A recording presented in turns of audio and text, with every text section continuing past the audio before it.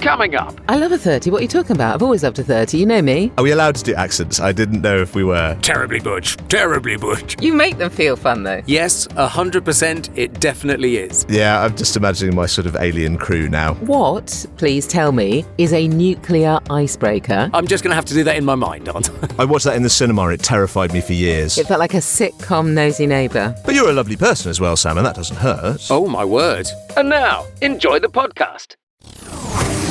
How do you say that? How do you say that? How do you say that? How do you say that? Hello and welcome to today's episode of How Do You Say That? Sponsored by BritishVoiceover.co.uk. Here is my fabulous co-host, Mark Rice. Hello. And coincidentally, there's my co-host, Sam Boffin. Woo!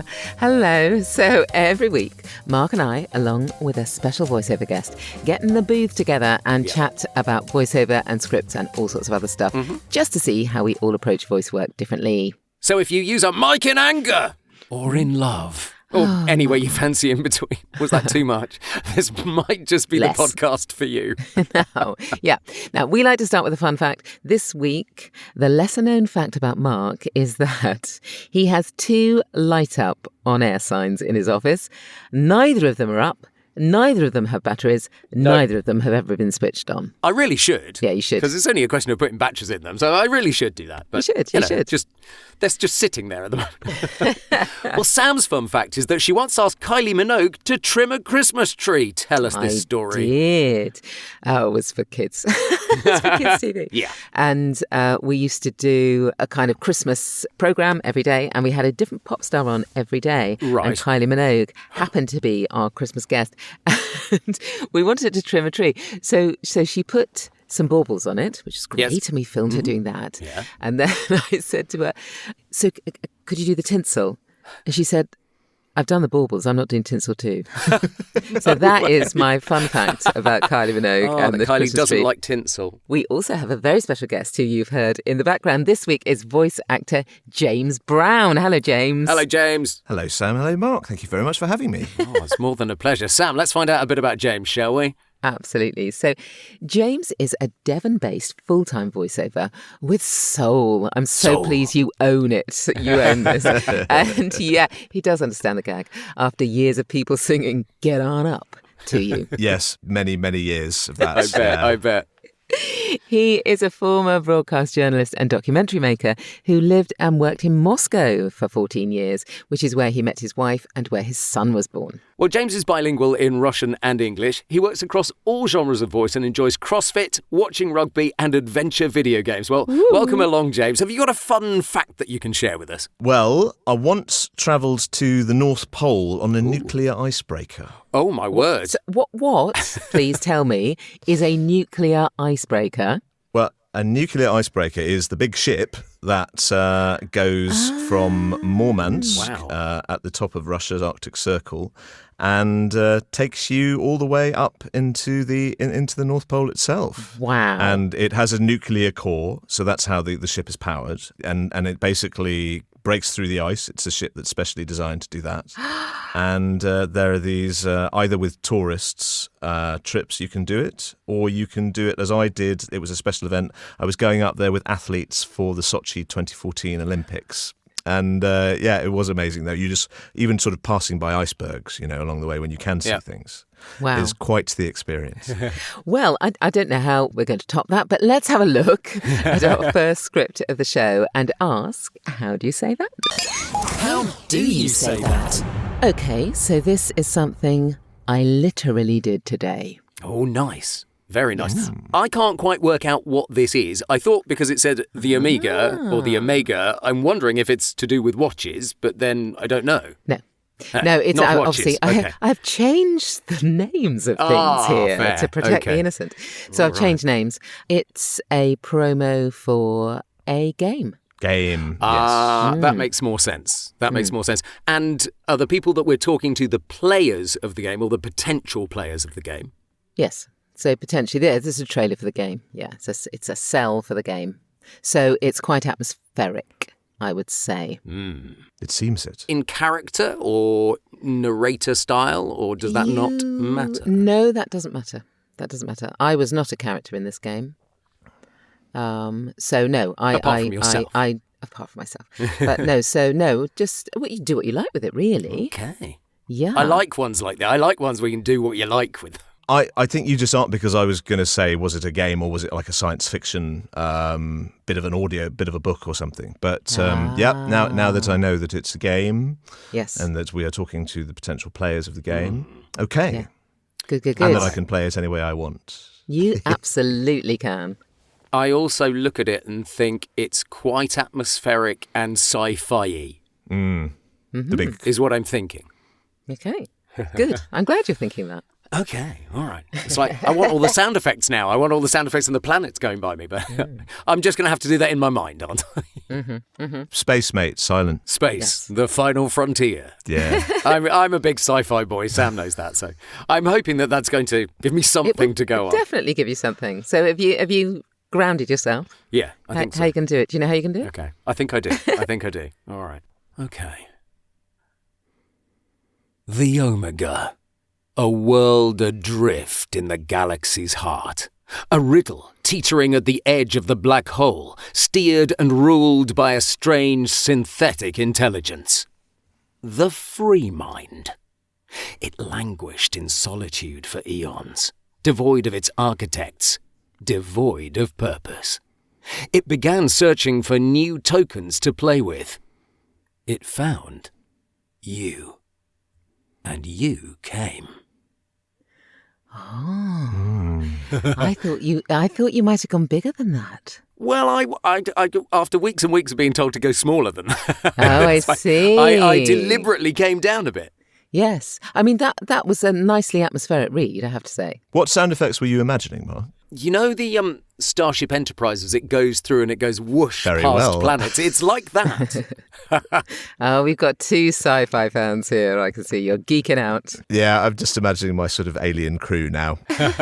I enjoyed that. I was kind of starting to get a bit freaked out by the Freemind, which I'm sure is exactly what one should be by this large alien intelligence that lives in space forever. So pretty damn freaky. And you brought that across really nicely, I thought. I'd love to have heard that with sound behind it, with music behind it, particularly. Yeah. You can imagine the kind of sound design that a producer would put on that. I kept doing it to the music that they had sent, to the trailer. So they did actually send. They sent. They music. did send it to me, good. and I voiced it to picture. Although it's very difficult, obviously, with something like this to get it right first time.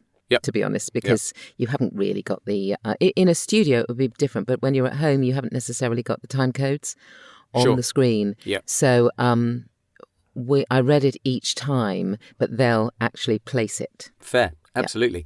James, would you like a go? I'd love a crack. Yeah, yes, please. Good. The Omega. A world adrift in the galaxy's heart. A riddle teetering at the edge of the black hole. Steered and ruled by a strange, synthetic intelligence. The Freemind. It languished in solitude for eons. Devoid of its architects. Devoid of purpose. It began searching for new tokens to play with. It found you. And you came. There, you see, that was more like my read, I think. Okay, actually. there was a bleakness to that in the cold dark of space, and I got that instantly. Yeah. Because I envisioned this as a horror game. Yeah. I didn't think, we even with the Starship Enterprise thing, this looks like it could be something dead spacey or, you know, or something empty. Do you remember the film Event Horizon? Did you ever watch that? Yeah. I watched that in the cinema. It terrified me for years. Yes. Absolutely terrified me. And it's the kind of that you end up with the ship that is abandoned and you end up in it and it's, chilling. Chilling is a good word, actually, Sam, isn't it? Because I did get chills as you got to the very end line. Yes. It was, the hairs were standing up on my arms there. Yeah, absolutely. And what I also loved about that was there was a playfulness with the way that you approach some of the words, some of the lines, which I really enjoyed. Excellent. Well, let's find out how Sam actually did it. Okay.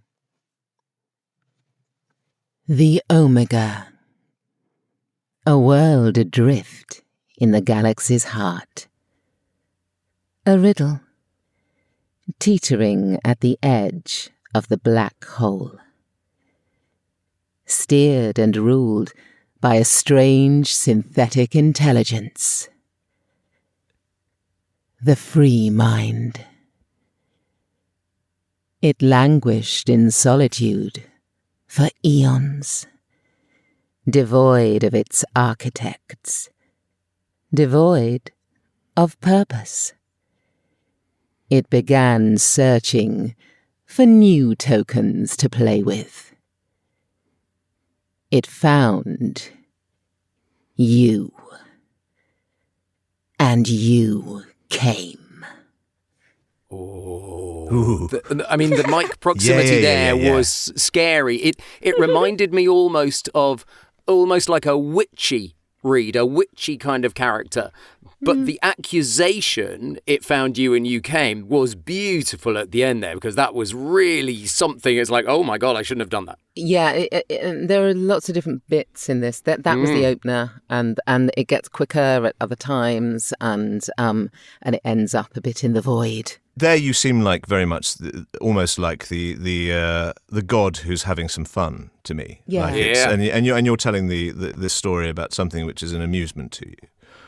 I've got a big grin on my face here because I'm just thinking, ooh, this is nasty, and I like that. Yes, not nasty. That's what I mean by witchy, a kind of evilish character. Yeah. The really strange thing actually was actually doing it without the music in my ears. Yes. Because I've done every single other read of that, knowing, of course. And actually it feels so ridiculously slow when you do it without doing it to picture. It feels ridiculous. But so that's interesting how much music and the visuals help that. Just a reminder that these are real scripts that we're working on. And as you heard, Sam's changed names and some of the details to avoid the copyright issues there. Yes, absolutely. So you've brought a very different kind of a script, James. Tell us a bit about your script. It is. Well, this was one I had last week. It's for a guide, but it's a guide that is not your normal guide. It's appealing to a different type of traveller. Maybe it's a traveller who doesn't want to see what everyone else sees, that they're looking to get something else out of it, and it also encourages effort as well in the travelling. And I just felt that it had enough about it to make it a little bit more interesting than a typical script. Yeah, it's not for me then. I'm not that kind of traveller. I'm very much on the beaten path kind of traveller. No, I really loved this script actually. Obviously, we had to cut it down slightly because it was slightly long. But I really enjoyed this script actually. I think it's a lovely script. Just as well, Sam, because you get to go first this time. Oh, do I? On this one. God, yeah. Right. Yeah. Okay, yeah. In all corners of the world, there are new experiences to be found. Hidden gems to discover. Local quirks to uncover. More Corners is the travel guide that shows you what lies just off the beaten path. The things to see and do that you can find when you look just that little bit harder. Because there's more than just 4 corners to the world. There are more corners. Very bouncy, very up, very light, I thought, which is nice. And now that, of course, you do it. I'm just thinking about the way that I did it in the first place, and whether I should have done it like the way you did it. Oh, well, that's always nice when people say that. That's the beauty of these scripts, is everybody brings something different to them. You have a wry smile in your face, I thought, when you were doing that. Did you? Totally. Yeah, I guess I certainly had a smile, but absolutely, because it felt quite exciting, and what of course, from my point of view, it was entirely different from the last script. There was a sort of bringing a lightness, I suppose, an excitement. Yes, it feels quite captivating. The hidden gems to discover, local quirks to uncover. Yeah. I suppose I just wanted to give it a bit of a exciting bounce. That could have gone a number of different ways, I would think, exactly. actually. But it felt like a fun travel guide. I think it is, and it's meant to be for people who are prepared to, like you say, put in a bit, or go to the after party, or find find the cellar behind the secret wall and things like that. And it's definitely made for people who are looking for a bit of intrigue, I think, as well. I want to hear your more corners now. Oh, okay. All right, okay. In all corners of the world, there are new experiences to be found. Hidden gems to discover. Local quirks to uncover. More Corners is the travel guide that shows you what lies just off the beaten path. The things to see and do that you can find when you look just that little bit harder. Because there's more than just 4 corners to the world. There are more corners. Wow, you brought a lot of oomph to that. I thought I would do that with the hidden gems and the local quirks, because I was imagining different pictures. I really liked the way you changed that up. I thought, and you, again, giving me more things to think about, you really took like different levels to it. And that made it very interesting. And immediately it was like, yes, actually. I could have done it with those big shifts in tone. Yes, and they were deliberately big shifts. Yeah. And it really works. It works really nicely. Yeah, it was really cute. I loved I love the fact that you played around with those first few things. Hidden gems to discover, local quirks. Yeah, I loved all that. I thought it was great. Now James is going to show us a completely different way that he did it. I'm fascinated, possibly. James. Oh, well, you see, isn't that exciting? Yeah, that absolutely. means we get 3 entirely different reads. Totally. Okie dokie. Okay. In all corners of the world, there are new experiences to be found. Hidden gems to discover. Local quirks to uncover. More Corners is the travel guide that shows you what lies just off the beaten path. The things to see and do that you can find when you look just that little bit harder. Because there's more than just 4 corners to the world. There are more corners. Oh, nice pause at the end. I like that, yeah. There was a real lightness to your voice then. You kind of de-aged it. Not that it's aged or anything like that, but you felt much, I don't know, you felt quite different actually with that. It felt a bit like poetry. Certainly those first 4 or 5 lines felt just like poetry, and you brought that out beautifully. Yeah. Thanks, guys. I mean, are you a big gesticulator when you do your reads? I've got my arms going everywhere. Sometimes. Yes. Yes, it's like, when I want to do like a different sound on things like local quirks, I've got my elbow going up at the right time to make sure that I do it. So I'm thinking, yes, this is a tilty elbow moment, and Tanya Rich graduates will know about that sort of stuff. So I'm forever like putting that in, and it helps me enormously if I'm wanting to do a change of voice now to do those different hand movements as well. Even before we get to the wild card, we've shown that there are 3 very different ways of approaching the same script anyway on a first read. Yeah. But let's jump straight into this wild card bit then, shall we? Yes. James, this is where it can all go, well, not necessarily pear-shaped, but it can give it a completely different tilt on the world. Tilt. A tilt. Oh, Another tilt. We got the tilt back tilty. in. I'm enjoying this. James, can you pick... Yes, Sam. James. Yes, Sam. James, listen carefully. Can you pick one of the scripts for Mark? And a wild card way of doing it. Could you please do script number 1? Yes. And could you do that in the style of a laconic French poet? Oh, wow. God, I have no idea how to even approach that. You can do a laconic. Yeah, well, why not? Yeah. Are we allowed to do accents? I didn't know if we were. Sam's not the best fan of that, I have to say. No, I don't mind an accent when we're being in a wild laconic card. and French. Okay. Okay, I'll try. Yeah, that's kind of what I'm thinking, Sam. Just shrug. Okay. I love Mark's It is wild. Yeah. Yeah, he is it wild. is wild. It is wild. Okay. The Omega, a world adrift in the galaxy's heart. A riddle, teetering at the edge of the black hole. Steered and ruled by a strange synthetic intelligence. The Freemind. It languished in solitude for eons, devoid of its architects, devoid of purpose. I've got to Euston off now. It began searching for new tokens to play with. It found you. And you came.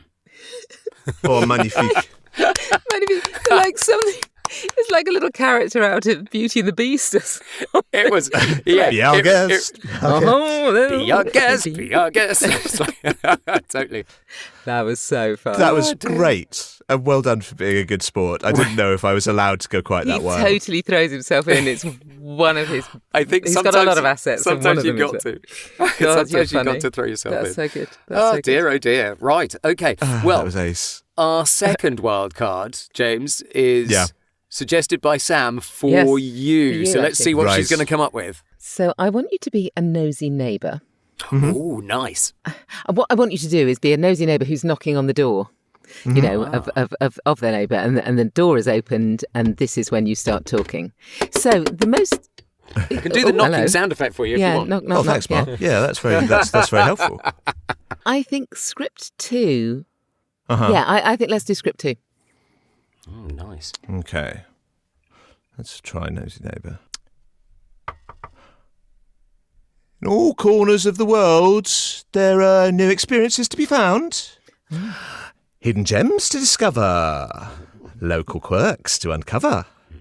More Corners is the travel guide that shows you just what lies just off the beaten path. Oh. The things you see and do that you can find when you look just that little bit harder. Because there's more than just 4 corners to the world. There are more corners. I feel the gesticulation there. Sam, I think we did James a disservice there because I think our joining in turned him more camp than he was going for. And it got a bit camp towards the end. That's fine. I can be a camp neighbour. Oh, I liked it, yeah. Do you want him to be like, terribly macho? Terribly bush. Terribly macho. Whatever you like. Your nosy neighbour. Yes, your interpretation of nosy neighbour. Yeah. That's how he was. I was getting very excited by all the things I was talking to as we were having a gossip. It felt like a sitcom nosy neighbour. I loved it. And I could feel you gesticulating the whole time. Yeah, yes. I'm tapping my knuckles together at the bottom there at the end with excitement. All right, let's give Sam one, James. So I'm going to come up with one for Sam. Awesome. Sam, I'm going to get you to do your script, the Omega, if that's okay. Yeah. And I would like you to be a science complete nerd. A complete and utter nerd. I know you're a lady, but you are mansplaining it to us. Okay. Right. Okay. The Omega. A world adrift in the galaxy's heart. A riddle. Teetering at the edge of the black hole. Steered and ruled by a strange synthetic intelligence. The Freemind. Yeah. Now, it languished in solitude for eons, devoid of its architects, devoid of purpose. It began searching for new tokens to play with. It found you. And you came. Love it. I love the ending was perfect. You came. You came. I don't believe it. I'm not convinced that I mansplained it, but that's quite difficult. You see, I definitely think you did. Did I? I definitely think you did. Okay. Yes, very much so. Okay. The Freemind Classic was mansplaining. Yeah. Yes, when it got to Freemind, you're right there, James. It was there. The free mind. Don't you know? Yeah, exactly. Surely you know that. Everyone knows that. Half the brain. Lots of lovely wildcards. Lots of lovely. And if anybody would like to have a go at those scripts themselves, they are in the show notes. So go on. Have a try. Send it in. Podcast at britishvoiceover.co.uk. Go on. Right. Our question this week for you, James, is you've managed to build your voiceover business up pretty swiftly, 2.5 years, something like that. What's your secret, if you don't mind sharing? What's your secret to finding and keeping clients? I think that this is... I think it's one of the more neglected topics, to be honest with you, because at the end of the day, if we're going to make a success out of this, we need work, right? And finding So actually that work, the most important topic of yes, I think it's just something that so many people face, and I wish it was more like scientific. And don't get me wrong, I'm sure all. that I wish it was as well. yeah, like that if you just were able to get this wonderful agent who would provide you with all these great jobs, but I don't think that's the way that the modern voiceover business works. No, and hasn't done for 25 years, I don't think. Yeah. So a lot of hustle and a lot of consistency. What do you mean by hustle? Can you? Well, it means yeah, of course I can. Yeah, it's basically putting systems in place to make sure that you are reaching out to a large number of people who you could potentially collaborate with. I think we have a problem at VoiceOver because people think of us when they want to use us down the chain. So, for instance, if you've got your new advertising campaign, you dream up the concept, then you maybe get yourself a script. Then you're thinking about, okay, well, how do I shoot the video? So you get either your video agency involved. So then you have your beautiful pictures, and only then, and we kind of fit in right at the end. Yeah. So we don't get the luxury, unfortunately, at least for now, that people saying, I've got Sam Boffin, I'm going to build my advertising campaign around her voice. If only. And go from there. That's a big issue that we have to face. It is, but what's the answer? What do you physically do? I reach out to a large number of different people through different parts of social media. I back that up with email marketing. Yep. I try and do something personal with the people that I contact. So rather than sending out a generic email, I make sure that I've done research into a potential client's company, that I found something that might be of interest to them, to show that I've taken the time to get to know a bit about what they do, rather than firing out a lot of random marketing inquiries. And so far, and I take every chance I can to make sure that they hear me. So maybe I send a voice note, maybe I send a demo, but I make sure that what I'm doing is giving them a good opportunity to hear my voice, and making sure that by doing that, I could give myself a better opportunity to be the person that they then call up or ring up or send a message to when they do want them. And that's what I've found, is that often you get nothing. You send your emails out into the void. You send your requests and your connections into the void, and people don't reply. Some do, and you have meetings with them, and maybe those come into, maybe those connections come quicker. Mm-hmm. But people will ring you months down the line when they need you. They do. It's weird, isn't it? Absolutely. But it's so easy to forget to do this when you have work. Yeah. And the work the work is lovely, and you're enjoying the work, and the work is feeding you and maybe buying you something nice occasionally. And then you've realised that, now I've got all the work. But you don't, because then the work stops and you realise, I have to fill that gap again, and then you have a gap, and that's when the trouble starts. But Sam, you've always been on this path, haven't you? You've always been with the personal and the research the company before you send them an email. That is what you believe in as well, isn't it? Do you? Well, I do. Do you? Because I sort of start with social media or actual meeting people or in person, chit chat or whatever, and so that's my first port of call. So if I'm hearing you right, yours is not dissimilar from where I am.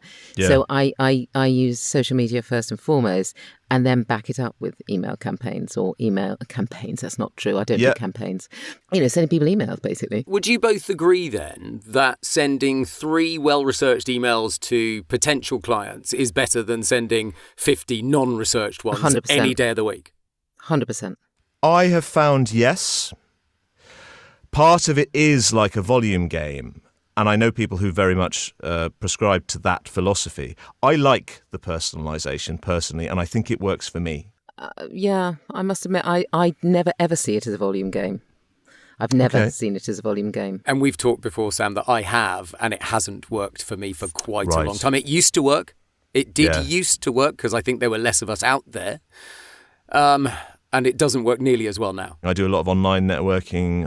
I'm in different networking groups that enable me to go over to the States and play on the English accent bit around the UK. I try and put myself where people who potentially might use me are. So that could be FCB. Are you in a networking group that we would know? I'm in BNI. Oh, yeah, I do know. I used to be in BNI, yeah. I found it didn't work for me particularly. I'm giving BNI the best crack I can at the moment. How long have you been with them? I've been just over 2 years. Okay. And this year I said to myself, okay, even if it's not necessarily working so well in the room, I do have access to this entire network. It's not about the room, it's about the world, isn't it? It's about the world network, yes. Yeah. And it always was. So I'm trying to do about 2 meetings a week around the States and around the UK. And at least you can drop in on international meetings online. So that's a good thing. Yeah.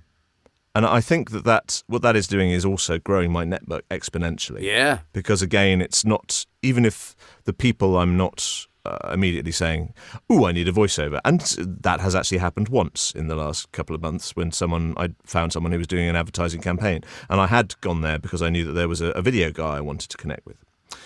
But that has also increased the number of connections I've got. And then, of course, I have access to their connections. And that's where LinkedIn comes into play. I think I've had to, what's the sports thing, isn't it? Like embrace the grind or embrace the business part of it. Yes. Because I think if you want to survive and hopefully thrive, I don't think it's something that can be ignored. I really think it has to be the number one priority of everything. And then we get the lovely part of hopefully getting better at our craft. But first of all, we need to have the work to get better at. I have to confess, I have found it very useful being London-based.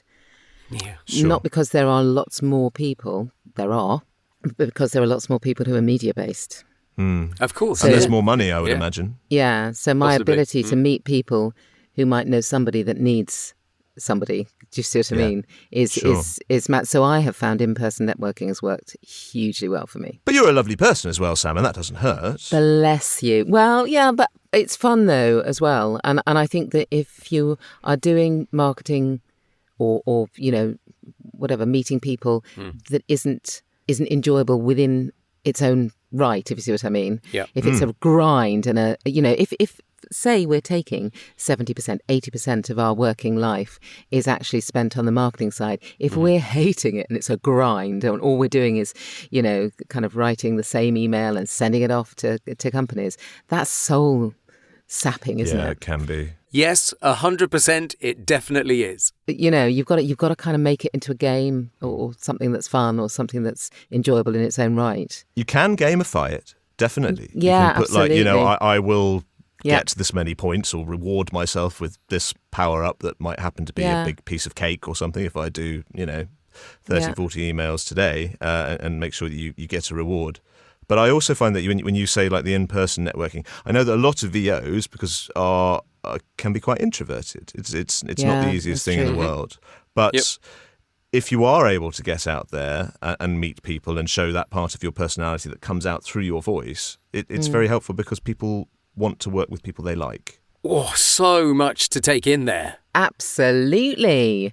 And of course, thank you to James. Thank you, James Brown. James.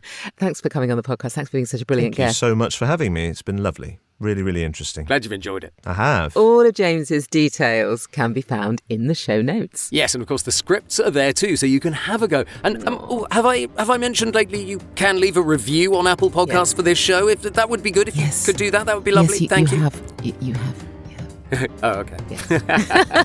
Okay, so that's it for this week. Thank you again to the soulful James Brown. Thank you, James. Thanks, James. Thank you, Sam. Thank you, Mark. Oh, well, we will be back again next week with more scripts and another voiceover guest when we will be asking, all together now, How do you say that?